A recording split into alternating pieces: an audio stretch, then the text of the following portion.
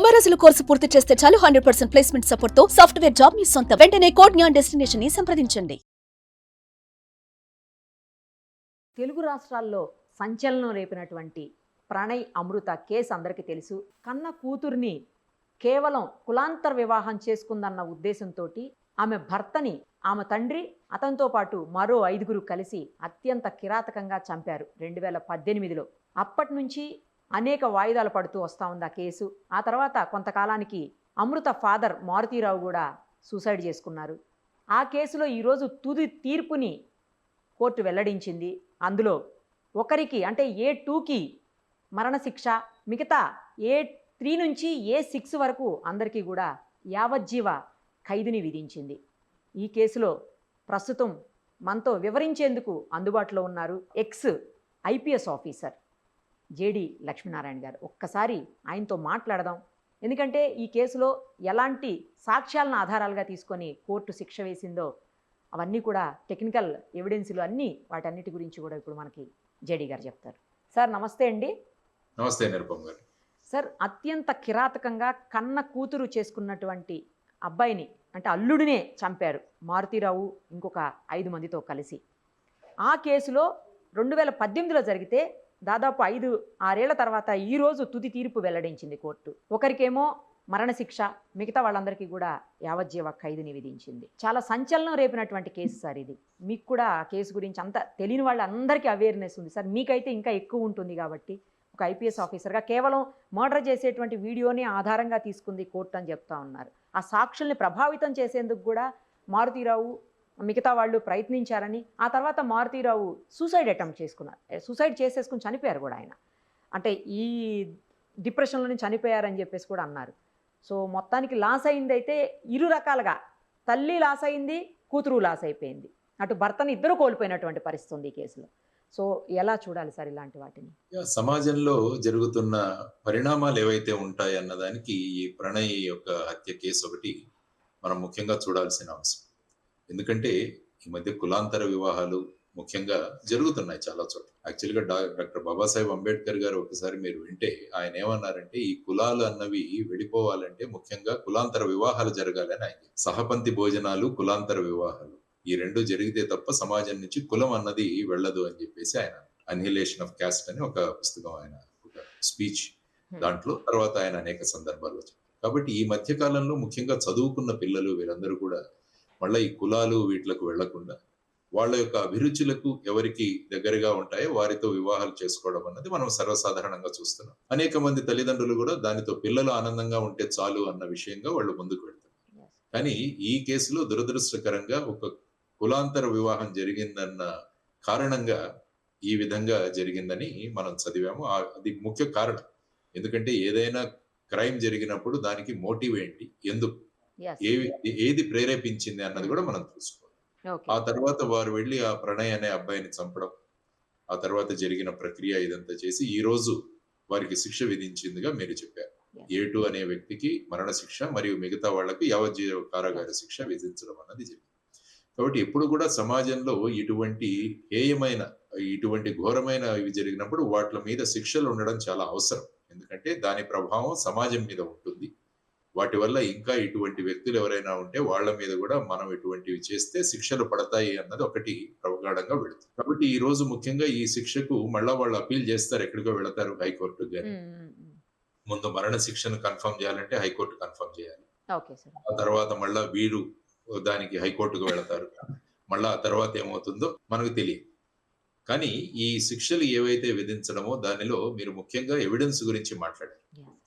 I think గతంలో మీరు మాట్లాడుతున్నప్పుడు కూడా ఒక వీడియో వాళ్ళు చేసి దాన్ని అది వచ్చింది, దాని మీదనే ఈ శిక్ష పడడం జరిగింది అని. యాక్చువల్ గా శిక్ష పడవచ్చా అని మీరు లాస్ట్ టైం అడిగారు నన్ను.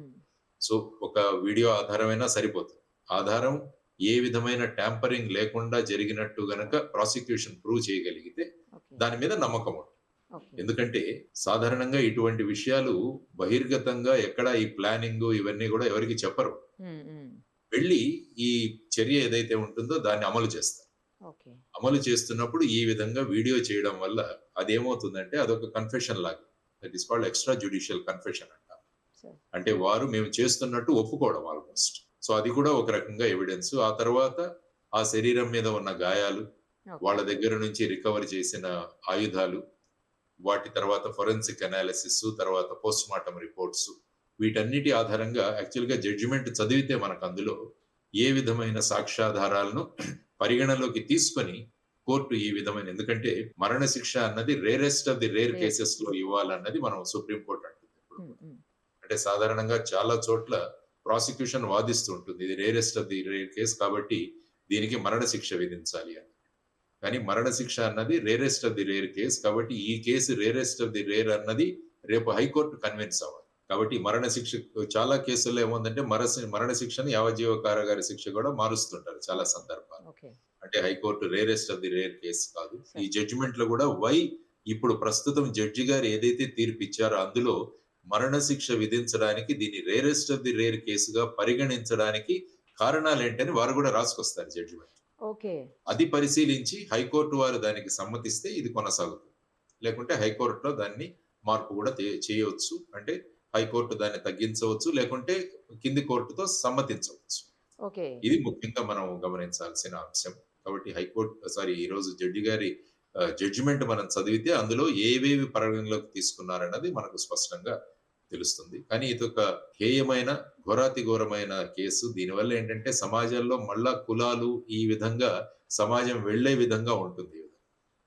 సో అటువంటి తత్వం ఉన్న వాళ్ళు ఎవరైతే ఉంటారో వారందరికీ కూడా ఈ జడ్జిమెంట్ అన్నది ఒక గుణపాఠం. ఈ విధంగా మనం సమాజంలో మనం మన పిల్లలు వీరు ఆనందంగా ఉండేటట్టు చూడాల్సిన అవసరం ఉంది గానీ, ఇటువంటి తత్వాలను ఉంచుకొని ఈ విధంగా చేయడం అన్నది అందరూ కూడా దీన్ని నిందించాల్సిన అవసరం ఉంది. ఆ విధంగా వాళ్ళు చేసిన చర్య, వాళ్ళు ఏ కారణంగా అసలు మనిషిని చంపడం అన్నది అత్యంత ఘోరమైన కరెక్ట్. తప్పది.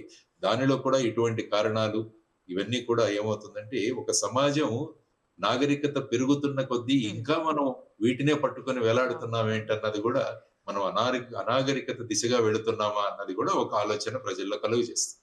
ఈ సంఘటన ఏదైతే జరిగిందో దానికి విధించిన శిక్ష కరెక్ట్ గానే విధించారు. అందులో there is no doubt. Sir, కానీ ఇలాంటి శిక్ష విధించాలి, ఇంత పర్ఫెక్ట్‌గా పడాలి అంటే పోలీసులు చాలా పకడ్బందీగా, చాలా స్ట్రాంగ్ ఎవిడెన్స్‌లన్నీ కలెక్ట్ చేయాల్సిన అవసరం ఉంటుందేమో సార్. ఎందుకంటే పోలీసుల పాత్రే కీలకమేమో. వాళ్ళు చేసేదాన్ని బట్టే కదా కోర్టులో అడ్వకేట్స్ అయినా లేకపోతే పీపీలైనా వాదించగలిగేది. సాధారణంగా మర్డర్ కేసులు ఇన్వెస్టిగేషన్ చేయడం సులభంగా ఉంటుంది. ఆ! ఎందుకంటే ప్రతి ఒక్కరూ అక్కడ, ప్రతి క్రిమినల్ కూడా వాళ్ళ విజిటింగ్ కార్డును ఆ స్థలం మీద వదిలేసి వెళతారు అంటారు. ప్రతి ఒక్క నిందితుడు కూడా ఆ ప్రాంతంలో తన విజిటింగ్ కార్డు వదిలేసి వెళ్తాడు. అంటే రకరకాల ఆధారాలు అక్కడ దొరుకుతాయి. ఆధారాలు. కానీ ఇందులో మీరు చెబుతున్నట్టు వాళ్ళు చేస్తున్నప్పుడు వీడియో రికార్డ్ చేయడం అన్నది ఇంకా పెద్ద ఆధారం. యెస్. సో దాని మీద పోలీసులు తీసుకొని మిగతా సాక్షులను కూడా వారు పరిశీలించి ఫైనల్ గా కేసు. అందుకనే అంటున్నారు, మనం జడ్జిమెంట్ చదివితే ఇందులో జడ్జి గారు ఏ ఆధారాలను తీసుకుని ఈ విధమైన ఫైనల్ ఒపీనియన్ కి వచ్చారన్నది కూడా మనకు తెలుస్తుంది. కానీ పోలీసులు చాలా కీలకంగా వ్యవహరించారు. చక్కగా చాలా చేయాలి. సార్ అదే. ఇది సమాజం మీద ప్రభావం చూపించే ఒక ఘోరమైన కేసు. దానివల్ల ఇటువంటి కేసుల్లో గనక ఈ అక్యూజ్డ్ అన్న వాళ్ళు నిర్దోషులుగా ప్రకటించబడితే ఏమవుతుందంటే సమాజంలో దాని ప్రభావం వేరుగా ఉంటుంది.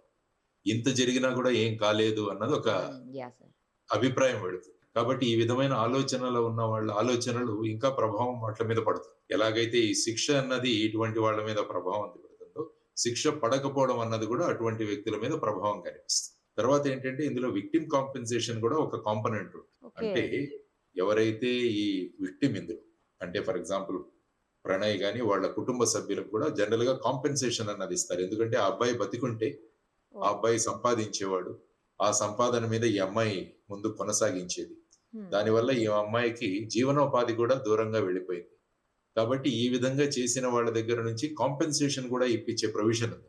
అది ఇంతకుముందు సిఆర్పిసిలో 357C అని సిఆర్పిసిలో ప్రొవిజన్ ఉండేది. అది బిఎన్ఎస్ఎస్ లో అది కొత్త సెక్షన్ గా మారింది. కానీ ఇప్పుడు మరి అక్కడ జనరల్ గా ప్రాసిక్యూషన్ వాళ్ళు వాదించి ఈవెన్ కాంపెన్సేషన్ కూడా ఇవ్వాలన్నది కూడా చెబుతారు. మరి జడ్జిమెంట్ లో ఏమైనా కాంపెన్సేషన్ ఇచ్చారో లేదో అన్నది చూడాలి. కానీ సార్ 2018లో జరిగితే ఇప్పుడు ఆల్మోస్ట్ 2025 అంటే 6 ఏళ్ళు దాటిపోయింది. ఇంత ఎందుకు సార్ లాంగ్ పీరియడ్, ఎవిడెన్స్ అన్ని పర్ఫెక్ట్ గా ఉన్నా కూడా ఎందుకు టైం ఇంత పట్టింది సార్? సాధారణంగా ఎలా ఉంటుందంటే ఈ తప్పు చేసిన వాళ్ళు జైల్లో కొనసాగుతుంటే వాళ్ళ కేసులు త్వరగా వస్తాయి బోర్డు. Okay okay okay. ఎందుకంటే ఇప్పుడు కూడా రాజ్యాంగం గాని, చట్టాలు గాని ఏమవుతుందంటే వాళ్ళ మీద నింద మోపబడింది. సార్. కానీ ఇప్పుడు వాళ్ళు నేరస్తులుగా మారారు. శిక్ష పడడం వల్ల వాళ్ళు నేరస్తులుగా మారారు. అప్పుడు నింద వేయడం జరిగింది. ఇప్పుడు అది నిర్ధారించబడడం వల్ల వాళ్ళు నేరస్తులుగా మారారు. కానీ వీళ్ళందరూ కూడా ఇప్పటివరకు 7 సంవత్సరాలు జైల్లోనే ఉండిన్నారమ్మా? అదేమన్నా ఐడియా ఉందా మీకు? నేను పెద్ద ఫాలో అవ్వలేదు. బెయిల్ లేదు సార్, బెయిల్స్ మీద వచ్చారు కొంతమంది బయటకు. బెయిల్ మీద ఎప్పుడైతే వస్తే ఏమవుతుందో అంటే రొటీన్ కోర్టులో కన్వేయర్ బెల్ట్ మీద వెళ్ళిపోతుంది. Okay, okay. అంటే ఆ కేసులు వస్తున్న కొద్దీ వాటిని ఒక్కొక్కటి తీసుకుంటూ ఉంటారు. ఆ సంవత్సరంలో జరిగిన కేసులు, తర్వాత కేసులు, ఈ విధంగా కోర్టు ప్రొసీజర్. కానీ ఎప్పుడైతే ఈ నిందితులు జైల్లోనే ఉన్నారనుకోండి బెయిల్ లేకుండా, అప్పుడు ఏమవుతుందంటే ఈ కేసులను త్వరితగతిగా తీసుకెళ్ళాలి. Okay sir, okay. ఎందుకంటే బెయిల్ ఇవ్వడం వల్ల ఏమవుతుందంటే ఓకే వాళ్ళు బయట ఉన్నారు. అదే జైల్లో గనక ఉంటే ఏమవుతుందంటే వీళ్ళ యొక్క ప్రాథమిక హక్కులు ఏవైతే ఉన్నాయో అవి హరించివేయబడడం జరుగుతోంది. కాబట్టి త్వరగా వీళ్లకు నిర్ధారించాలన్నది జనరల్ ప్రిన్సిపల్స్ మనకు జ్యూరిస్ప్రుడెన్స్. సో బెయిల్ మీద వచ్చారు కాబట్టి ఈ ఫర్ ఎగ్జాంపుల్ నిర్భయ కేసు తీసుకున్నా మీరు, అది కూడా సుమారుగా 10 సంవత్సరాలు నడిచింది. కాబట్టి ఆ విధంగా బెయిల్లో ఉండడం వల్ల ఈ విధమైన టైం డిలే అవుతుంది. సార్, ఇంకొక విషయం చెప్పండి ఫైనల్ గా. A1 గా ఎవరైతే ఉన్నారంటే ఆమె ఫాదరే, ఎవరైతే చంపారో అమృత వాళ్ళ ఫాదరే A1 గా ఉన్నారు. ఆయన చనిపోయారు, సూసైడ్ చేసుకుని చనిపోయారు. కాబట్టి ఇంకా ఆయనకి సంబంధించింది ఏమి ఇందులో ప్రస్తావించరా సార్? ఈ జడ్జిమెంట్లో ఏం ప్రస్తావించరా? ఇంకా దీన్ని అబేట్మెంట్ అంటారనమాట. అంటే ఆయన ఛార్జ్ షీట్ వేసినప్పుడే అందులో ఆయన పేరు ఉంటుంది, కానీ ఆయన మరణించారు కాబట్టి ఇంకా ఆయనకి ఏమి శిక్ష ఉండదు. ఎందుకంటే శిక్ష ఎవరికి పడుతుందంటే జీవించి ఉన్న నిందితులకు పడుతుంది. రేపు కాంపెన్సేషన్ వచ్చినప్పుడు ఆయన దీని నుంచి కూడా ఇవ్వచ్చు. రేపు ఫర్ ఎగ్జాంపుల్ 10 లక్షల కాంపెన్సేషన్ ఇవ్వాలని నిర్ణయించింది, అప్పుడు అందరి నుంచి వసూలు చేస్తారు. వాళ్ళ దగ్గర ఏదైనా ప్రాపర్టీస్ ఉన్నా, ఆయన పేరు మీద ఏదైనా ప్రాపర్టీస్ ఉన్నా అవి వేలం వేయడం, లేకుంటే ఆక్షన్ చేయడం, ఇటువంటి వాటి ద్వారా విక్టిమ్ కి ఇవ్వడం జరుగుతుంది. అందుకే ఆయన ప్రస్తావన అయితే ఉండొచ్చు, మనం చూస్తే గాని జడ్జిమెంట్ కాదు. ఈవెన్ దాంట్లో జడ్జిమెంట్ లో కూడా అంటారు, because A1 is no more, so the case is abated అంటారు. అబేటెడ్ సమ్మరీ అంటారు. ఫర్ ఎగ్జాంపుల్ ఒక యాక్సిడెంట్ కేసులో ఫర్ ఎగ్జాంపుల్ డ్రైవర్ చనిపోయాడు అనుకో, ఆయన మీద కేసు కడతారు. కట్టిన తర్వాత ఛార్జ్ షీట్ లో రాసి since A1 is died, the case is closed because of the case gets abated అంటాం. అంటే ఆయన చనిపోయారు కాబట్టి ఇంకా కేసు ఉండదు. అంటే శిక్ష ఇప్పుడు కూడా జీవించి ఉన్న వ్యక్తికి పడుతుంది. కానీ కాంపెన్సేషన్ విషయంలో మటుకు ఆయన కూడా నిందితుడు కాబట్టి ఆయన దగ్గర నుంచి కూడా వసూలు చేయొచ్చు, వాళ్ళ ఫ్యామిలీ కానీ ఆయన మీద ఏదైనా ప్రాపర్టీస్ ఉంటే. ఆయన ఫ్యామిలీ అంటే వైఫ్, ఆయనకి సంబంధించిన ఆయన పేరు మీద ఏమైనా ప్రాపర్టీస్ కానీ ఇలాంటివి ఉన్నా కూడా అవి కూడా కాంపెన్సేషన్ ఈ ఎవరైతే విక్టిమ్ ఉన్నారు అంటే ఈ ప్రణయ్ కానీ ప్రణయ్ ఆ వ్యక్తి లేడు, ఈ అమ్మాయి వైఫ్ అమృత ఎవరైతే ఉందో ఆ అమ్మాయికి మరి ఇప్పుడు ప్రస్తుత సంబంధాలు ఎలా ఉన్నాయో తెలియదు, కానీ ఫైనల్ గా ఆ అమ్మాయిని సమాజం ఆ వ్యక్తి పోవడం వల్ల ఆ అమ్మాయి ఏకాకి అయిపోయింది.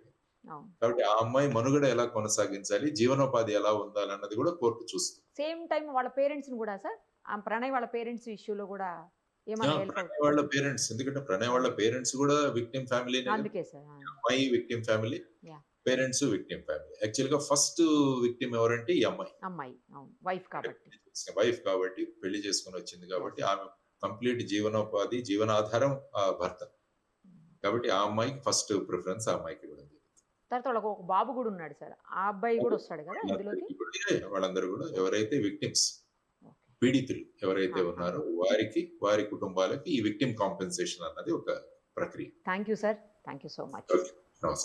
సుమన్ టీవీలో మీ పర్సనల్ అండ్ బిజినెస్ ప్రమోషన్స్ కోసం కింది నెంబర్కి కాంటాక్ట్ చేయండి.